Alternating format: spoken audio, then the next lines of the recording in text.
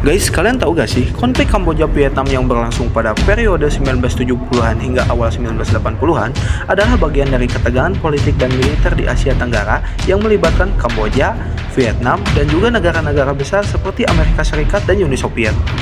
Konflik ini berakar dari hubungan yang kompleks antara kedua negara.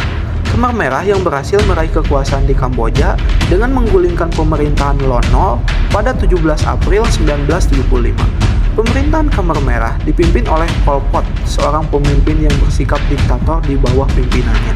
Kebijakan yang ekstrim diberlakukan dengan berdasarkan pada prinsip sosialisme, egalitarianisme, dan self-sufficient. Kebijakan tersebut tidak membuat negara Kamboja menjadi lebih baik. Banyak yang menentang kebijakan yang dibuat Pol Pot.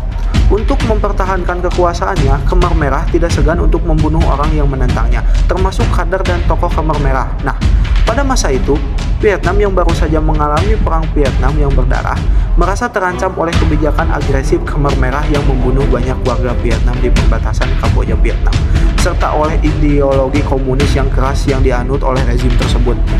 Pada 1978, setelah serangkaian serangan oleh Khmer Merah di wilayah Vietnam, Vietnam melancarkan invasi ke Kamboja dan berhasil menggulingkan rezim Pol Pot. Vietnam kemudian memasukkan pasukan dan mendirikan pemerintahan boneka di Kamboja yang dikenal dengan nama Republik Rakyat Kamboja atau disingkat PRK. Invasi ini memicu reaksi keras dari Cina yang memiliki hubungan erat dengan Khmer Merah dan mendukung perjuangan mereka. Pada tahun 1979, Cina bahkan melancarkan serangan kecil ke Vietnam sebagai balasan atas intervensi tersebut. Dari perang ini juga menciptakan krisis kemanusiaan yang sangat besar, dengan banyak warga Kamboja yang menjadi korban, baik selama masa kekuasaan Khmer Merah maupun selama periode invasi Vietnam.